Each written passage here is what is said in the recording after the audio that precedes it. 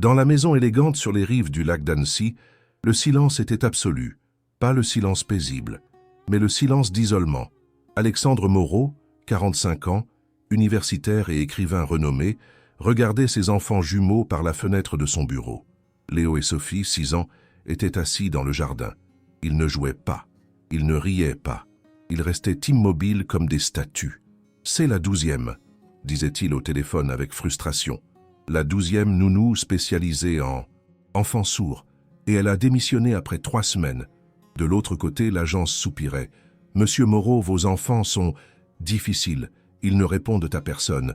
Peut-être avez-vous besoin d'une institution spécialisée. » Alexandre raccrochait avec colère. « Institution ?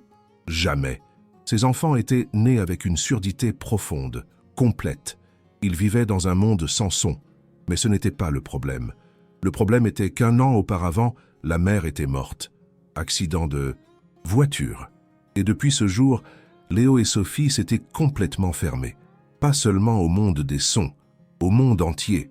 Ils rejettent toutes les nounous, se disait Alexandre. Chaque spécialiste, chaque thérapeute, chaque personne qui essaie de s'approcher. Il regardait les certificats accrochés au mur, diplôme, reconnaissance. Il était maître des mots, mais complètement analphabète dans la langue de ses enfants. Ce matin-là arrivait Marie-Grâce, 62 ans, veuve d'un petit village de Savoie. « Je suis ici pour le poste de gouvernante », disait-elle d'une voix calme. Alexandre la regardait avec scepticisme. « Avez-vous de l'expérience avec des enfants ayant des besoins spéciaux ?» Marie secouait la tête honnêtement. « Non, monsieur, je sais seulement nettoyer, cuisiner, m'occuper d'une maison. » Alexandre soupirait. « Mes enfants sont sourds, profondément. Ils n'entendront pas si vous les appelez. Ils ne répondront pas si vous parlez. » Marie acquiesçait tranquillement. « Je comprends, monsieur. » Alexandre continuait. « Et n'essayez pas d'interagir avec eux. Toutes les autres ont essayé. Toutes ont échoué. Les enfants ne répondent pas aux étrangers. Ils sont inaccessibles. » Marie suivait Alexandre à travers la maison. Elle était belle, luxueuse, mais froide, comme un musée. Aucun signe de vraie vie, aucun désordre, aucun rire. « Voici Léo et Sophie, » disait Alexandre quand ils arrivaient au jardin. Les jumeaux étaient assis sur un banc. Leurs mains bougeaient lentement. Gestes subtils entre eux, langage propre, privé. Alexandre essayait de s'approcher. « Les enfants, voici Marie, nouvelle gouvernante. » Mais les enfants ne levaient pas les yeux, ne regardaient pas, comme si Alexandre n'existait pas. La douleur sur son visage était évidente. « Vous voyez ?» disait-il à Marie. « Ils sont comme ça, depuis 1 an, fermés dans leur monde. » Marie regardait, mais pas avec pitié, avec un intérêt calme. Alexandre donnait des instructions. « La cuisine est là, les chambres des enfants au 2e étage. Mais n'entrez pas si la porte est fermée. Ne perturbez pas leur routine. Ils ont besoin de stabilité. » Marie écoutait attentivement. « Et vous, monsieur, quelle routine avez-vous » Alexandre semblait surpris par la question. « Moi, je travaille dans mon bureau, j'écris, je fais des recherches, je cherche des moyens d'atteindre mes enfants. » Mais la tristesse dans la voix trahissait. Il avait tout essayé. Orthophoniste, spécialiste en langue des signes, babysitter avec formation spéciale, toutes avec des références impressionnantes, toutes avec des théories élaborées, toutes avaient lamentablement échoué, parce que les enfants refusaient simplement tout contact. Marie commençait le travail, silencieusement, sans fanfare. Elle nettoyait les pièces avec des mouvements méthodiques. Mais en travaillant, elle observait. Elle voyait comment Léo touchait chaque surface, comment il passait ses doigts sur les rideaux, sur le bois, des meubles, sur les pierres du jardin. Sophie faisait pareil. Leurs mains étaient toujours en mouvement, toujours en train d'explorer les textures, les tissus, les surfaces. Ils communiquent par le toucher, pensait Marie. Ce n'était pas une formation académique, c'était une observation simple. Son mari avait été sculpteur sur pierre. Pendant 50 ans, elle l'avait regardé travailler, en silence, les mains transformant la pierre en beauté. Elle avait appris. Les mains parlent quand la bouche ne peut pas. L'après-midi, Léo et Sophie entrèrent dans la maison. Ils passaient devant Marie sans la regarder, comme des fantômes. Ils montèrent les escaliers vers leur chambre. Marie n'essayait pas de les arrêter, ne souriait pas de force, n'agitait pas la main. Elle les laissait passer, mais elle remarquait, remarquait comment Sophie touchait la rampe, comment Léo comptait les marches avec ses doigts. Ils voient le monde à travers leurs mains, pensait Marie, pas seulement à travers les yeux, pas à travers les oreilles, mais à travers chaque nerf dans leurs doigts. C'était un langage que tous les thérapeutes avaient manqué, parce qu'ils essayaient d'enseigner leur langage, pas d'apprendre le langage des enfants. À 16 heures, Marie était dans la cuisine. Elle préparait du pain. C'était un rituel qu'elle faisait depuis des décennies. Farine, eau, levure, sel. Ses mains bougeaient avec une grâce rythmique, pétrissant, étirant, pliant. Elle ne pensait pas. Ses mains savaient. 50 ans de pain, 50 ans de cette danse silencieuse. Elle ne remarquait pas que quelqu'un regardait. Léo était apparu à la porte de la cuisine, silencieux comme toujours, ses yeux pas sur le visage de Marie, mais sur ses mains, fasciné par le mouvement, par la texture de la pâte, par la transformation qu'il voyait. Sophie arrivait derrière son frère, elle regardait aussi, pas Marie, les mains. Les deux enfants entraient lentement, s'approchèrent de la table, mais Marie ne s'arrêtait pas, ne se retournait pas pour sourire, n'essayait pas de parler. Elle continuait simplement à travailler, mais de manière subtile, elle transformait la tâche. Ses doigts dansaient dans la pâte, créant de petites formes, un oiseau, un chat, un cœur, puis elle les écrasait à nouveau dans la masse principale. C'était une histoire racontée à travers les mains, sans parole, sans son, seulement mouvement et création. Léo s'approchait encore plus. Son ombre tombait sur la table, mais Marie ne réagissait pas. Elle continuait, créait une autre forme, un papillon cette fois, petit, délicat.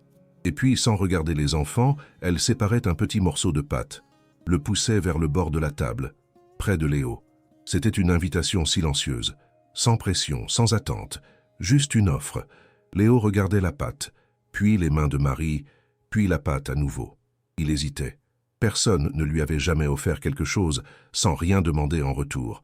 Toutes les nounous voulaient une réponse, voulaient des progrès, voulaient une connexion forcée. Mais Marie ne voulait rien. Elle offrait seulement. Léo tendait la main lentement, touchait la pâte. Elle était douce, chaude, vivante sous ses doigts. Il commençait à presser, à étirer, à explorer. Sophie voyait. Elle s'approchait aussi. Marie séparait un autre morceau, le poussait vers Sophie, et ainsi, pendant 10 minutes, les trois travaillaient dans un silence absolu. Les mains bougeaient, créaient, défaisaient, recréaient. Il n'y avait pas de mots, pas de signes, seulement le langage universel des mains travaillant ensemble, de textures partagées, de créations silencieuses. Alexandre passait dans le couloir. Il entendait rien, ce qui était normal. La maison était toujours silencieuse, mais quelque chose le faisait s'arrêter. Quelque chose dans l'air. Il s'approchait de la cuisine, regardait par la porte entr'ouverte et se figeait. Ses enfants inaccessibles, ils étaient à table, avec Marie, les mains dans la pâte, et sur leur visage, quelque chose qu'ils n'avaient pas vu depuis 1 an. Concentration, intérêt, pas de fermeture, pas de refus, mais participation. Ils étaient présents, vraiment présents, pour la première fois depuis la mort de la mère. Vous m'écoutez depuis Annecy, depuis Chambéry, depuis Grenoble? Commentez votre ville. On approche des 1000 abonnés. Laissez un like et abonnez-vous. Que Dieu vous bénisse. Alexandre regardait en retenant son souffle. Il craignait que n'importe quel mouvement ne brise l'enchantement. Léo créait une petite forme avec la pâte. Ça ressemblait à une tortue, maladroite mais reconnaissable. Il regardait ses mains, puis regardait les mains de Marie, étudiait comment ses doigts bougeaient, comment elle créait. Il essayait d'imiter. Sophie faisait pareil. Ses petits doigts pressaient la pâte, créant quelque chose. Peut-être une fleur, peut-être une étoile. Mais peu importait ce que c'était. Ce qui importait, c'est qu'elle créait, qu'elle participait. Que pour la première fois en 1 an, elle n'était pas fermée dans son monde. Elle était ici, présente, connectée. Puis ça arrivait. Léo regardait sa création de pâte, petite tortue imparfaite. Il regardait vers Marie, pas vite, lentement. Et quand leurs yeux se rencontraient, un sourire lent se répandait sur son visage. Pas petit, pas hésitant, mais radieux, pur. Un sourire qui illuminait tout. Sophie voyait son frère sourire. Elle regardait Marie aussi, et souriait. 2 sourires. Les premiers en un an. Alexandre sentait ses genoux céder. Il s'appuyait contre le chambranle de la porte. Les larmes coulaient librement. Son fils avait souri. Sa fille avait souri. À la domestique. Pas aux 12 spécialistes coûteux. Pas aux thérapeutes célèbres. Mais à une femme simple qui faisait du pain. Marie voyait les sourires, souriait aussi. Mais pas avec triomphe, avec une gentillesse simple, comme si c'était une chose normale, naturelle. Puis elle retournait au travail. Modelait la pâte en forme de pain. Léo et Sophie regardaient. Leurs petites mains touchèrent la pâte pendant que Marie travaillait.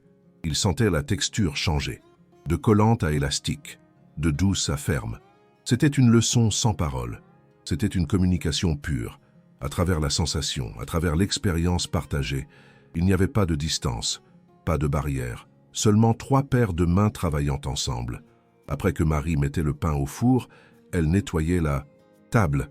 Léo et Sophie ne partaient pas. Ils restaient, regardaient, attendaient. Marie prenait un chiffon humide, nettoyait leurs petites mains avec délicatesse, une à la fois. Léo d'abord, puis Sophie. Les enfants ne se retiraient pas. Ils laissaient qu'elle touche, qu'elle nettoie, qu'elle prenne soin. C'était de la confiance, petite, mais réelle. Quand elle avait fini, Marie pointait les chaises. « Asseyez-vous », disait-elle d'une voix douce. Elle savait qu'ils n'entendaient pas les mots, mais peut-être sentait-il l'intention. Les enfants s'asseyaient. Marie leur donnait des verres de lait, des biscuits faits maison. Ils s'asseyaient dans un silence confortable, mangeant, attendant que le pain cuise. Alexandre entrait finalement, essayait de contrôler ses émotions. « Les enfants », disait-il. Mais il ne regardait pas, n'entendait pas. Marie touchait délicatement l'épaule de Léo, pointait le père. Léo regardait, Sophie aussi. Alexandre s'agenouillait devant eux. « Vous avez fait du pain ?» demandait-il. Il savait qu'il n'entendait pas, mais il parlait quand même. Habitude. Léo pointait le four, puis faisait un geste avec ses mains. Forme de tortue. Alexandre comprenait. « Tu as fait une tortue avec la pâte ?» Léo acquiesçait avec enthousiasme. Sophie pointait vers elle-même, faisait une forme d'étoile avec ses doigts. « Et toi, une étoile ?» Sophie acquiesçait. C'étaient des gestes simples, mais c'était de la communication, plus qu'Alexandre n'en avait eu en un an. Ce soir-là, après que les enfants étaient au lit, Alexandre trouvait Marie dans la cuisine. Elle nettoyait. « Marie !» disait-il d'une voix brisée. « Qu'avez-vous fait? Comment avez-vous fait ?» Marie se retournait. « Je n'ai rien fait de spécial, monsieur. J'ai juste fait du pain. » Mais Alexandre secouait la tête. « Non, vous avez fait un miracle. 12 spécialistes, 12 nounous avec formation. Aucune n'a réussi à les faire sourire. Et vous, en un jour, ils ne pouvaient pas finir. » Marie séchait ses « Hein? Monsieur, puis-je vous dire quelque chose ?» Alexandre acquiesçait. « Votre mari, que faisait-il » Alexandre semblait confus. « Mon mari? Il était avocat. Mort il y a 5 ans. Pourquoi ?» Marie expliquait. « Mon mari était sculpteur. Il travaillait la pierre pendant 50 ans. Et savez-vous ce que j'ai appris en le regardant ?» Alexandre secouait la tête. « J'ai appris que les mains parlent. Quand les paroles ne peuvent pas, quand les sons ne peuvent pas, les mains parlent toujours. » Elle pointait ses paumes. Tous ces spécialistes, ils essayaient d'enseigner à vos enfants. Ils essayaient de les faire communiquer à la manière des spécialistes. Langue des signes, technique, méthode. Elle faisait une pause. Mais je n'ai pas essayé d'enseigner. J'ai seulement offert mes mains. Et ils ont répondu. Alexandre écoutait avec une attention croissante. « Vos enfants, continuait Marie, n'ont pas besoin de professeurs.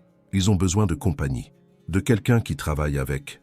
Eux, pas sur eux. » Elle pointait vers les escaliers où les enfants dormaient. Ils vivent dans un monde de textures, de sensations, de toucher. Toutes les thérapeutes parlaient, utilisaient des signes. Mais vos enfants ne veulent pas de signes. Ils veulent toucher, sentir, créer. Marie prenait un morceau de pain du four, encore chaud. Ce pain, je ne l'ai pas fait. Nous l'avons fait ensemble. 3 paires de mains, une expérience partagée. C'est ça qui connecte. Pas des leçons, pas des thérapies, mais faire quelque chose ensemble. Alexandre prenait le pain, le touchait. Il était rugueux, chaud, réel. J'ai dépensé des fortunes, disait-il lentement, en expert, en technologie, en méthode. J'essayais de résoudre le problème comme je résous des problèmes dans mes livres, avec logique, avec analyse. Il regardait Marie. Mais ils ne sont pas un problème à résoudre. Ce sont des enfants qui ont besoin d'eux. Il s'arrêtait, cherchait le mot. Connexion, finissait Marie. Simple. Connexion humaine. À travers des choses simples. Pain, pâte, mains travaillant ensemble. Alexandre acquiesçait. Oui, exactement. C'était une révélation qui changeait tout. Dans les jours suivants, Alexandre observait. Il voyait comment Marie interagissait avec Léo et Sophie, ou plutôt comment elle n'interagissait pas. Elle ne forçait pas, ne poussait pas, ne cherchait pas de progrès mesurable. Elle faisait simplement une vie normale, cuisinait, nettoyait, travaillait au potager, et les enfants gravitaient vers elle, pas parce qu'appelés, mais parce qu'attirés. Il voyait ses mains travailler, terre au potager, pâte dans la cuisine, tissu en cousant, et il voulait participer, voulait toucher, sentir, faire partie. Un jour, Alexandre voyait Marie dans le jardin. Elle plantait des tomates. Léo et Sophie étaient avec elle, leurs petites mains dans la terre, se salissant, sentant la texture humide. Marie montrait comment faire un trou, comment mettre le plan, comment couvrir avec la terre. Elle ne parlait pas, elle montrait seulement. Et les enfants imitaient. Leurs petits visages étaient concentrés, sérieux, mais pas fermés. Ils étaient ouverts, présents, connectés à l'activité, à l'expérience, à Marie. Alexandre réalisait. Sa femme était morte 1 an auparavant. Et lui, dans son chagrin, s'était retiré dans les livres, dans la recherche, dans les solutions techniques. Il avait essayé de guérir ses enfants avec des experts, mais il avait oublié d'être avec eux. Ce soir-là, il demandait à Marie, « Puis-je apprendre? Puis-je travailler avec eux comme vous le faites ?» Marie souriait. « Bien sûr, monsieur. Demain, je refais du pain. Venez, travaillez avec nous. » Alexandre acquiesçait avec gratitude. Le lendemain, il entrait dans la cuisine nerveux, comme un étudiant le premier jour. Marie avait déjà tout préparé. Farine, eau, levure. Léo et Sophie étaient là, attendant. Ils voyaient leur père, ne souriaient pas, mais ne partaient pas. C'était un progrès. Marie pointait une place à côté des enfants. Alexandre s'asseyait. Marie commençait. Ses mains bougeaient, pétrissant. Alexandre essayait d'imiter. Il était maladroit. Ses mains étaient habituées au clavier, pas à la pâte. Mais Léo regardait, voyait son père essayer. Et lentement, très lentement, il prenait la main d'Alexandre, la guidait dans la pâte, montrait comment plier, comment étirer. C'était le premier contact volontaire en 1 an. Alexandre sentait les larmes monter. Mais il ne pleurait pas, ne voulait pas faire peur. Il laissait Léo guider, enseigner. C'était un beau renversement. Le fils qui enseignait au père, pas à travers des mots, à travers les mains, à travers un toucher doux. Sophie voyait, s'approchait de l'autre côté, prenait l'autre main d'Alexandre. Et ainsi les 3 travaillaient, guidés par Marie, mais ensemble, famille. Vous croyez que les mains peuvent parler plus fort que les mots? Pensez-vous que la simplicité peut guérir plus que la complexité? Laissez un like si Marie vous a inspiré. Abonnez-vous pour la fin émouvante. Maintenant, continuons. Dans les semaines suivantes, la maison sur le lac d'Annecy se transformait, pas physiquement, mais émotionnellement. Le silence n'était plus de l'isolement, c'était de la paix. Alexandre licenciait tous les thérapeutes. Plus de séances, disait-il au téléphone. Mes enfants n'ont pas besoin de thérapie, ils ont besoin de vie. L'agence protestait. Mais Monsieur Moreau, les enfants doivent apprendre la langue des signes. Ils doivent développer des compétences communicatives. Alexandre répondait avec fermeté, ils communiquent. Parfaitement, seulement pas de la façon que vous définissez la communication. Il raccrochait, il sentait une libération. Plus d'experts, plus de programmes, seulement une famille apprenant à être ensemble. Marie devenait guide silencieuse, pas seulement gouvernante, mais pont. Elle enseignait à Alexandre ce qu'elle avait appris en 50 ans avec le sculpteur. Regardez leurs mains, disait-elle. Toujours regarder. Les mains disent tout. Alexandre commençait à observer différemment. Il voyait comment Léo touchait un livre, pas pour lire, pour sentir la texture du papier. Comment il passait ses doigts sur les illustrations, sentant le relief de l'encre. Il ne lit pas avec les yeux, réalisait Alexandre. Il lit avec ses doigts. C'était une révélation. Il achetait des livres tactiles, avec différentes surfaces, tissu, sable, relief. Léo les adorait. Sophie avait sa propre passion, les plantes. Elle passait des heures au jardin avec Marie, les mains dans la terre, touchant les feuilles, sentant la différence entre lisse et rugueux, entre doux et rigide. Marie enseignait, sans mots. Elle montrait quelle plante avait besoin d'eau. Sophie touchait la terre sèche, comprenait, arrosait, puis touchait à nouveau, sentait l'humidité, souriait. C'était un apprentissage par l'expérience, par la sensation, pas par l'explication.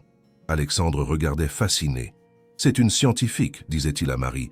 Elle fait des expériences, des hypothèses, des tests, tout par le toucher. » Marie acquiesçait. Les enfants sourds ne sont pas handicapés. Ils sont différemment capables. Ils voient un monde que nous ne voyons pas.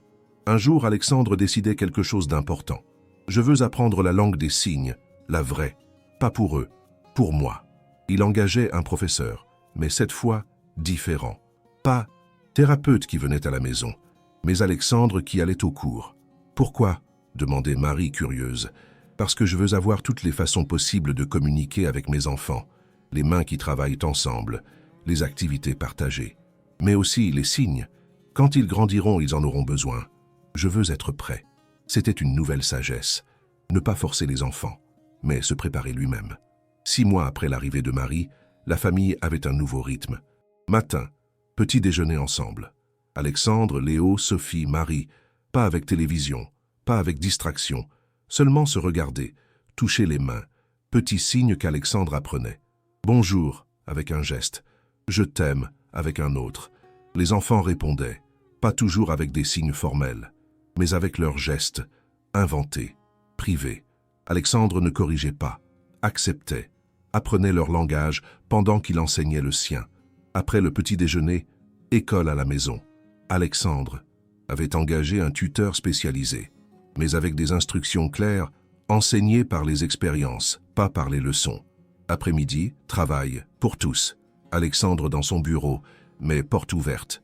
Léo et Sophie pouvaient entrer, regarder, voir papa travailler. Parfois, Alexandre écrivait à la main au lieu de taper. Ainsi, les enfants voyaient les mains bouger, créer des mots. Même s'ils n'entendaient pas le son des mots, ils voyaient la création. Ils comprenaient. Papa crée avec ses mains. Comme nous créons du pain, comme nous plantons des fleurs, c'est toute création. Et soir, famille, cuisine, jardin, jeu, mais toujours avec les mains, toujours avec le toucher, puzzle tactile, argile à modeler, instrument de musique qui vibrait, parce que même s'ils n'entendaient pas la musique, ils sentaient les vibrations. Un jour, arrivait une visite. Dr Martelli, célèbre spécialiste en éducation pour sourds. Alexandre l'avait consulté des mois auparavant. « Je suis venu voir les progrès, disait-elle. Après 6 mois sans thérapie, j'imagine que les enfants ont régressé. » Mais le ton était jugeant.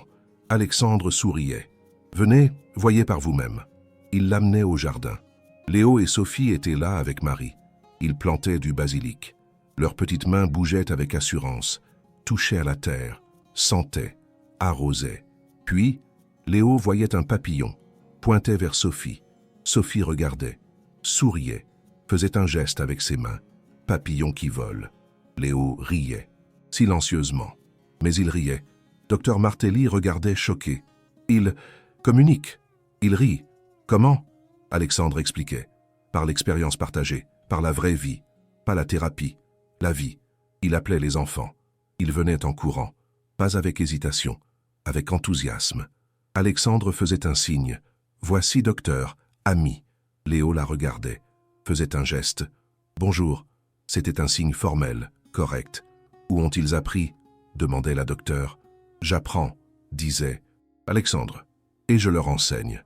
Mais ils m'enseignent aussi. Leur langage. La docteure secouait la tête. C'est pas orthodoxe, mais ça fonctionne. Mieux que n'importe quel programme que j'ai vu. Elle se tournait vers Marie. Vous êtes thérapeute spécialisée? Marie riait doucement. Non, docteur, je suis juste gouvernante, je fais du pain, je plante des légumes, je nettoie la maison. La docteure était confuse. Mais comment avez-vous réussi à vous connecter avec eux quand 12 professionnels ont échoué? Marie répondait avec simplicité. Je n'ai pas essayé de les changer, j'ai seulement travaillé à côté d'eux. Et ils ont choisi de se joindre. Il y avait de la profondeur dans ces mots. La docteure acquiesçait lentement. Peut-être que nous, professionnels, avons oublié quelque chose, que les enfants ne sont pas des projets, ce sont des personnes qui choisissent avec qui se connecter. 1 an après l'arrivée de Marie, Alexandre organisait une petite fête. Seulement, famille proche, Marie, les enfants et quelques amis de confiance. C'était l'anniversaire de Léo et Sophie, 7 ans. La maison était décorée, mais pas avec la fête bruyante habituelle.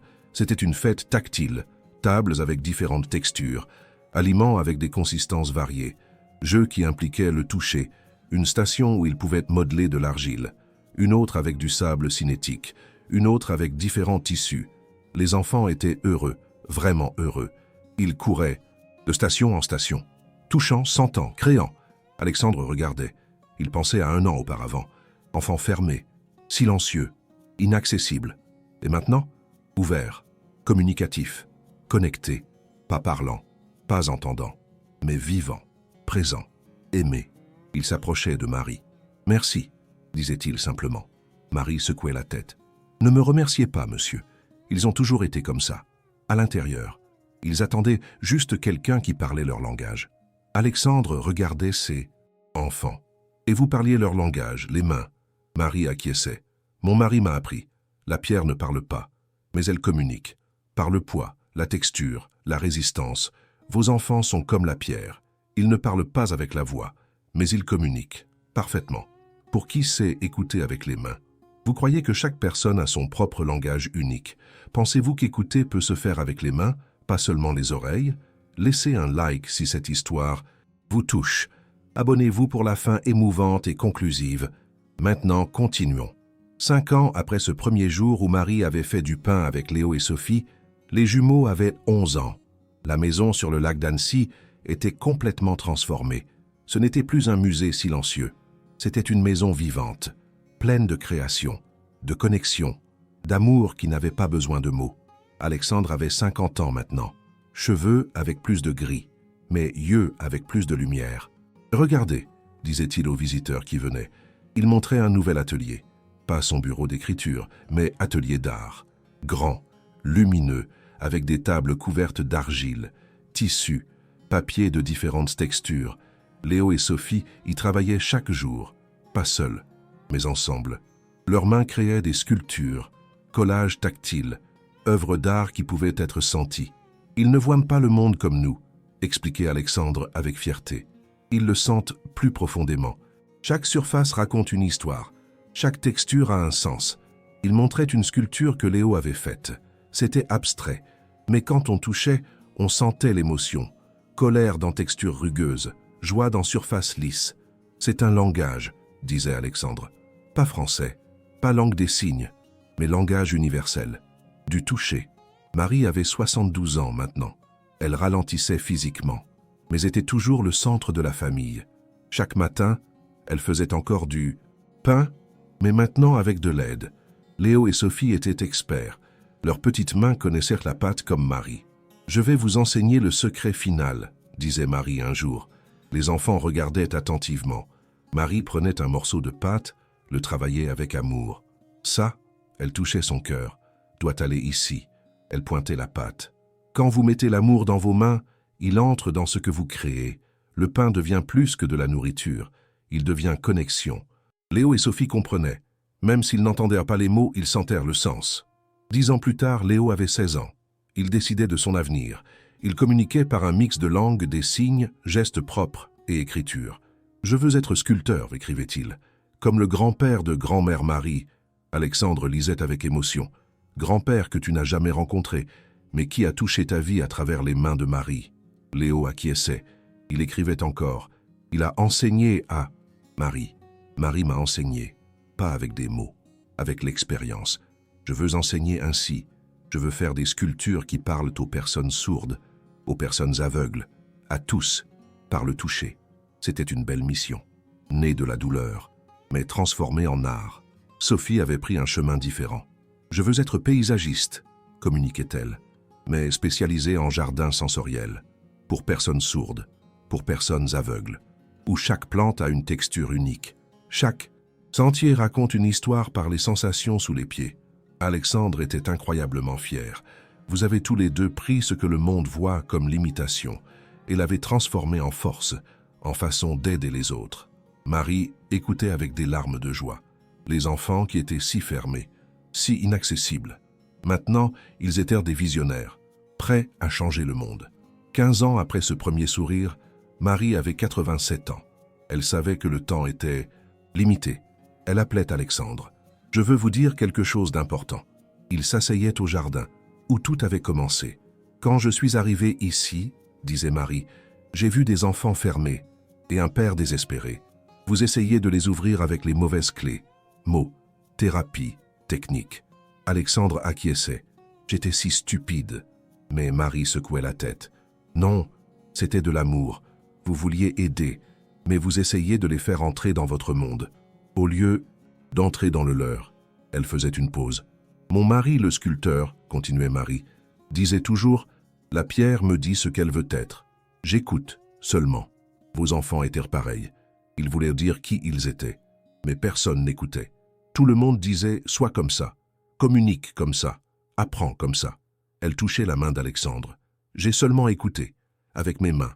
Et ils ont parlé, avec les leurs. » Alexandre tenait sa main. « Vous m'avez appris à être père, vrai père, pas résolveur de problèmes, mais compagnon de voyage. » Marie souriait. « Et ils m'ont appris que l'amour n'a pas besoin de son, seulement de présence. » 20 ans plus tard, l'histoire était devenue légende. Le cas Moreau, l'appelait-il dans les écoles d'éducateurs, mais pas comme cas clinique, comme cas de cœur. Enfant sourd qui rejetait toutes les nounous jusqu'à ce qu'une simple gouvernante offre du pain, racontèrent les professeurs. Premier sourire en 1 an. Pas par la thérapie, par la pâte, par des mains travaillant ensemble. Les étudiants écoutaient, fascinés. « Mais comment ?» demandait-il. Le professeur expliquait « Parce que la gouvernante ne voyait pas de handicap. Elle voyait des enfants. Elle n'essayait pas de les changer, mais de les rencontrer là où ils étaient. » Léo était sculpteur célèbre maintenant. Ses œuvres étaient dans des musées, mais pas derrière du verre.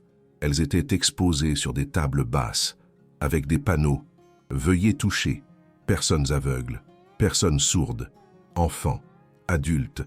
Tous touchaient, sentaient, comprenaient. « L'art n'est pas seulement pour les yeux », disait Léo dans des interviews par interprète. « C'est pour toutes les sensations. Quand vous touchez ma sculpture, vous touchez mon âme. Je vous parle, pas avec des sons, avec la forme, avec la texture, avec l'intention. » Ces expositions étaient toujours pleines, parce qu'il offrait quelque chose de rare, art qui incluait tous. Sophie avait créé 20 jardins sensoriels en France. Jardin Hélène les appelait-elle, en l'honneur de Marie. Chaque jardin était chef-d'œuvre de texture, sentier avec cailloux, puis sable, puis herbe douce, plantes avec feuilles veloutées, d'autres avec feuilles rugueuses, fontaines où l'eau coulait sur des pierres créant vibration. Ce n'est pas seulement pour les sourds, expliquait Sophie. C'est pour quiconque veut sentir le monde différemment. Fermez les yeux, enlevez vos chaussures, marchez, sentez. Ces méditations, ces connexions avec la terre. Les jardins devenaient célèbres, lieux de guérison, de paix. 25 ans plus tard, Alexandre mourut à 70 ans. Il avait bien vécu. Il avait appris le langage de ses enfants. Pas parfaitement, mais suffisamment. Il avait écrit un dernier livre, Mains qui parlent, comment j'ai appris à écouter mes enfants sourds. Ce fut un best-seller. Pas manuel technique, mais mémoire d'un père qui avait été aveugle. Pas avec les yeux, mais avec le cœur, et qui avait appris à voir. Marie m'a donné le plus grand cadeau, écrivait-il dans le dernier chapitre. Elle n'a pas guéri mes enfants. Elle m'a guéri. Elle m'a appris qu'ils n'étaient pas cassés. J'étais cassé, dans ma compréhension, dans mon attente, dans mes limitations. Ils enterrèrent Alexandre dans le cimetière avec vue sur le lac d'Annecy. La pierre tombale disait « Alexandre Moreau, 1980-2050, maître des mots, qui apprit que la communication la plus profonde n'a pas besoin de mots. Père d'enfants sourds qui rejetaient toutes les nounous jusqu'à ce qu'une simple gouvernante fasse du pain avec eux. Et ils ont souri. Premier sourire en année de douleur. Par cette femme, il apprit le langage des mains, du cœur, de l'amour qui ne parle pas, mais qui fait. Il créa atelier d'art, écrivit livres, mais héritage plus grand. 2 enfants qui touchent le monde et le changent. 30 ans après ce premier sourire, Léo et Sophie avait 36 ans. Il organisait un événement spécial. Fondation Marie-Grâce Richard était inaugurée, dédiée à enseigner éducateurs, parents, n'importe qui. Communication n'est pas seulement parler, c'est partager, créer ensemble, toucher ensemble. Ils offrirent des ateliers. Apprenez à faire du pain, apprenez à modeler argile, apprenez à planter jardin, puis utilisez ces activités pour vous connecter avec enfants, avec être cher, avec quiconque vous pensez inaccessible. C'était une approche révolutionnaire, mais simple, basée sur sagesse de gouvernante qui avait vécu 50 ans avec sculpteur. La cérémonie d'inauguration était belle, aucun long discours, seulement démonstration. Table avec pâte à modeler, terre à planter, tissu à sentir. Personnes de tous âges participaient, sourds, entendants, aveugles, voyants, tous ensemble, mains travaillant, touchant, créant, communiquant dans le langage universel de l'expérience partagée, et dans un coin, grande photographie. Marie-Grâce, main couverte de farine, sourire doux, yeux qui disaient « Vous voyez, c'était simple, il suffisait d'aimer et d'utiliser les mains. » 40 ans plus tard, l'histoire était mythe, enseignée dans chaque programme d'éducation spéciale, mais aussi dans programmes normaux. Le cas du pain l'appelait-il. Comment enfants considérés inaccessibles furent atteints, pas par spécialistes coûteux, mais par gouvernantes qui connaissaient le langage des mains. Que pouvons-nous apprendre? Demandait professeur aux étudiants. Réponse venait que le handicap est souvent dans notre perception, que chaque personne a son propre langage, qu'écouter peut se faire avec main, pas seulement oreille, que l'amour simple vaut plus que thérapie complexe. C'était tout vrai, parce que c'était la vérité finale. Une gouvernante arriva dans Maison Silencieuse, vit enfants sourds qui rejetaient tous, fermés, inaccessibles, traumatisés. Et cette gouvernante n'essaya pas de les changer, n'utilisa pas technique, ne força pas, fit seulement du pain, comme elle l'avait fait pendant décennies, avec mains qui connaissaient pâte, qui créaient avec amour, et enfants virent mains qui parlaient, qui créaient, qui invitaient, sans pression, sans attente, seulement offre pure, et enfants répondirent, touchèrent, créèrent et sourirent. Premier sourire en 1 an, pas de thérapie coûteuse, mais de pâte, de mains travaillant ensemble, de gouvernantes qui comprenaient vrai.